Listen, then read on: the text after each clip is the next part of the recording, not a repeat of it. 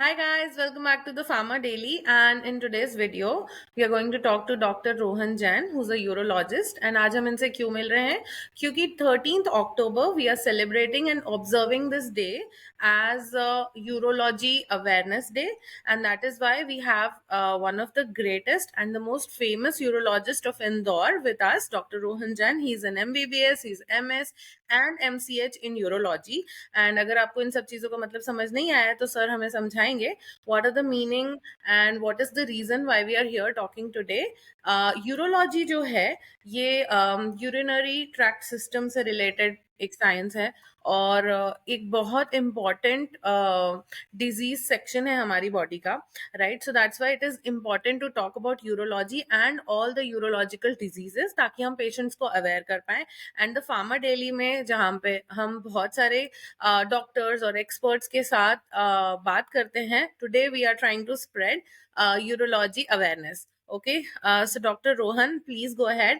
आप अपने आप को इंट्रोड्यूस करिए और प्लीज हमारी ऑडियंस को बताइए what is the importance of urology and what exactly is the meaning of urology. So, thank you, Vipali. First of all, I'm Dr. Rohan Jain. I'm MBBS, MS, and MCH Urology. And first of all, I would like to take a moment to express my sincere gratitude for providing me with the platform to speak on Urology Awareness Day. It was an incredible opportunity to share insight on such an important topic, and I truly appreciate the trust and support you extended to me. Your efforts and organizing and promoting awareness on the vital subject are commendable. I am honored to have been a part of it. I hope that together we can continue to make a positive impact on raising awareness on urological health. And thank you once again for giving me this opportunity to speak. So now what is urology? Urology एक medical science है। Medical science की ऐसी branch है जो male female urinary systems में from बच्चों से लेके बड़ों तक, जिसमें कि kidney, ureter, bladder, urethra, adrenal glands की पैथोलॉजी सब इंक्लूड रहती है। और जो सिर्फ मेल यूरिनरी सिस्टम से जो पुरुषों में रहता है उसमें कि प्रोस्टेट, टेस्टिस, पेनिस और मेल इम्पोर्टेंस, ये सारी चीजें की बीमारियां इसमें इंक्लूडेड रहती है। तो यूरोलॉजिस्ट इन सारी चीजों से डील करता है। एक विशेषज्ञ रहता है जो कि इन सारी बीमारियों से वो डील करता है। ओके सर, क्योंकि आज यूरोलॉजी अवेयरनेस डे है, सो बीइंग अ यूरोलॉजिस्ट, आप ऑडियंस से, पेशेंट से या नॉर्मल ह्यूमन सोसाइटी से क्या कहना चाहेंगे अबाउट दिस डे? मैं यूरोलॉजी अवेयरनेस डे पे ये बोलना चाहूंगा कि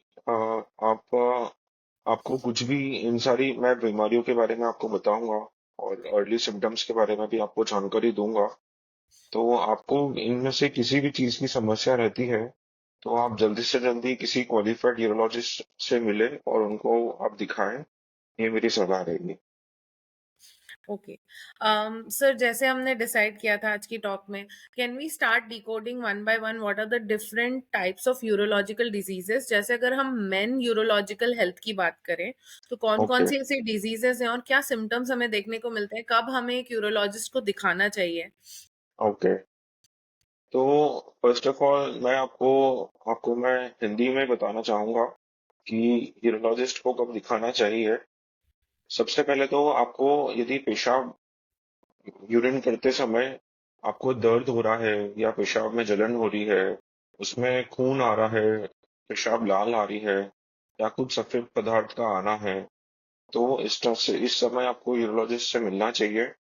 पेशाब करते समय या पेशाब रोकने में दिक्कत होना, उसमें कठिनाई होना या पेशाब की धार का कमजोर होना या पेशाब का आप चाहते हुए भी ना रोक पाना, जैसे यूरिनरी इनकॉन्टिनेंस जिसको बोलते हैं, तब आपको यूरोलॉजिस्ट की हेल्प लेना चाहिए। पेशाब को आपको बार बार जाना, जिसको आपको डे टाइम फ्रीक्वेंसी और नाइट टाइम फ्रीक्वेंसी बोलते हैं, कि दिन में और बार बार रात में आपको बार बार पेशाब करने के लिए जाना।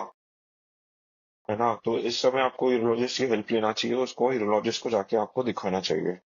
आपको यदि किडनी स्टोन्स है तो यूरोलॉजिस्ट इसी के लिए देखते हैं, यूरोलॉजिस्ट देखते हैं किडनी स्टोन के बारे में, और उसका इलाज भी यूरोलॉजिस्ट ही करते हैं।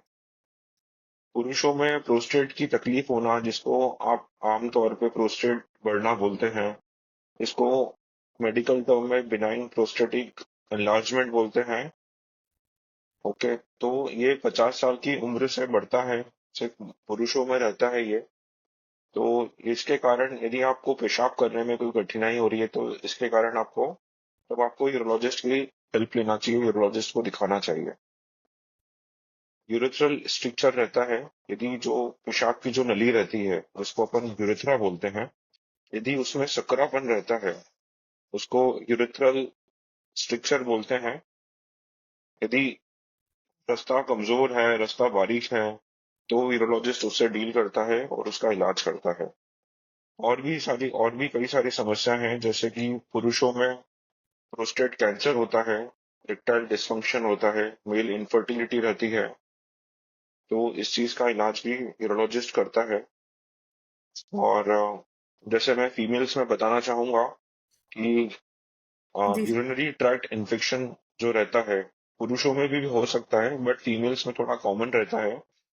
यूरिनरी ट्रैक्ट इन्फेक्शन रहता है, या ओवर एक्टिव ब्लैडर रहता है, जिसमें आपको पेशाब बार बार जाना पड़ता है, दिन में रात में, या आप ना चाहते हुए भी उसको कंट्रोल नहीं कर पाते हैं, कभी कभी कपड़े भी गीले हो जाते हैं। तो इस समय आपको यूरोलॉजिस्ट की मदद लेना चाहिए, यूरोलॉजिस्ट को दिखाना चाहिए। सर कई बार ये कंफ्यूजन होता है विमेन को कि उनकी जितनी भी बीमारियां हैं वो उन्हें गायनोकोलॉजिस्ट को दिखाना चाहिए या यूरोलॉजिस्ट को दिखाना चाहिए। तो हम ये कैसे समझे बीइंग अ फीमेल कि कब हमें एक यूरोलॉजिस्ट को दिखानी है अपनी परेशानी और कब एक गायनोकोलॉजिस्ट को दिखानी है।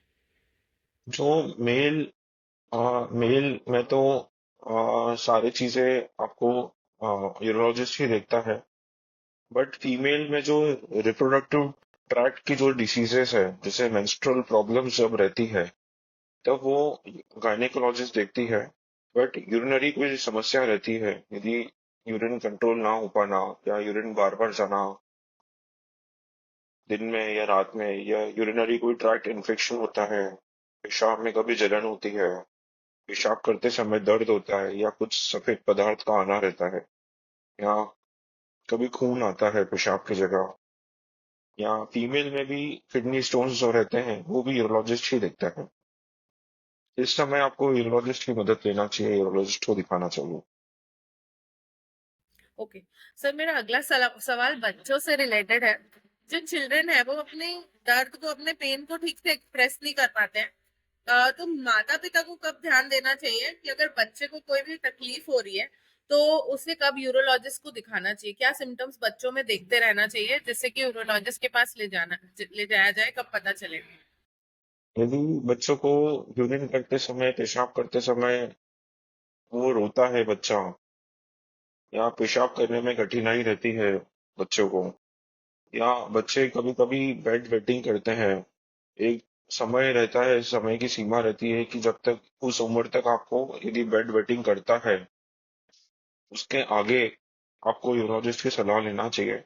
या बच्चों में भी जो कुछ कुछ जो जो चीजें रहती है वो पैदाइशी रहती है, या बच्चों से छोटी उम्र से वो आती है, जैसे कि वसाई को यूरेट्रिक रिफ्लेक्स रहता है, जिसमें कि किडनी में सूजन आ जाती है और पेशाब आमतौर पे नीचे की साइड जाना रहता है, किडनी से यूरेटर में, यूरेटर से ब्लैडर में, ब्लैडर से यूरेथ्रा, और वहां से बाहर होना चाहिए।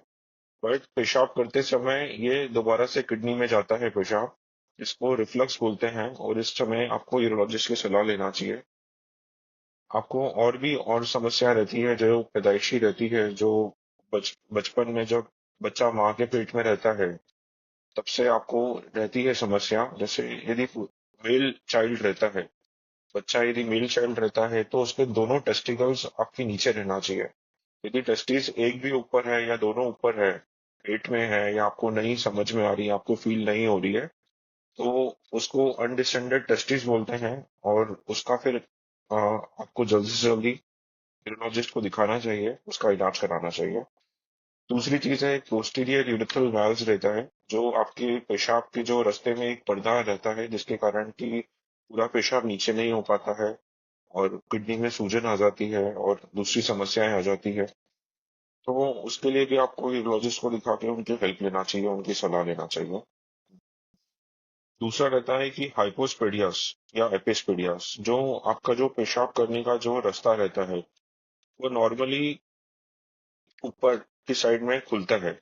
पेशाब की जो लिंग रहता है, लिंग में टिप पे वो ओपन होता है। यदि वो नीचे की साइड या ऊपर की साइड ओपन होता है, तो उसको एपिस्पेडियास या हाइपोस्पेडियास बोला जाता है, और उस समय आपको यूरोलॉजिस्ट की सलाह लेना चाहिए, उनको दिखाना चाहिए।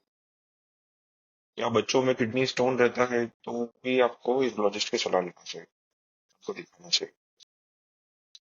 ओके सर, आपकी जितनी भी टिप्स आपने आज बताई हैं बहुत ही इम्पोर्टेंट है हमारे पेशेंट्स के लिए भी, हमारी हेल्थ ह्यूमन सोसाइटी के लिए भी हेल्दी रहने के लिए। एक आखिरी सवाल जो मैं आपसे पूछना चाहूंगी, हम अपने आप को कैसे आइडेंटिफाई कर सकते हैं हमारी यूरिनरी हेल्थ ठीक है या नहीं, या हमें किसी डॉक्टर को दिखाना चाहिए? कब हमें रियलाइज होगा? या तो हमारा यूरिन कलर से आइडेंटिफाई करें, क्योंकि हमेशा जरूरी नहीं है हमें पेन महसूस हो। तो कोई ऐसी टिप जिससे हम ये ध्यान रख सके कि हम हेल्दी हैं या नहीं है, कैसे डिफरेंशिएट कर सकते हैं हम इस चीज में?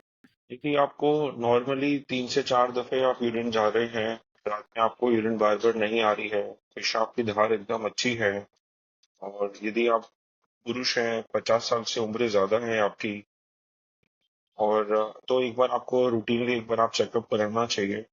मेल्स में मैं बोलना चाहूंगा, यदि आपको फैमिली हिस्ट्री है प्रोस्टेट कैंसर की, आपके फादर को या आपके ग्रैंडफादर को, दादाजी परदादाजी या आपके चाचा को किसी को प्रोस्टेट कैंसर रहता है, तो 50 साल या उससे कम की उम्र से उसको स्क्रीनिंग करना चाहिए।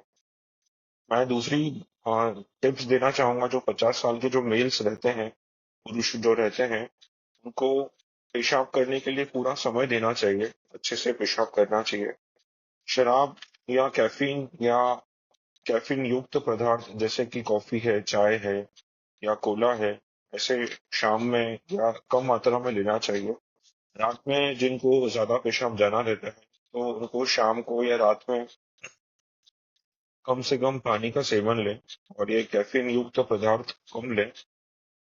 जो कि किडनी स्टोन के जो पेशेंट्स हैं, उनके लिए मैं एक सलाह देना चाहूंगा कि वो 3 से 4 लीटर पानी पिए, और अपना यूरिन कम से कम आउटपुट 2 लीटर से ज्यादा रहना चाहिए। यूरिन का जो कलर है, वो सफेद रहना चाहिए, पानी जैसा।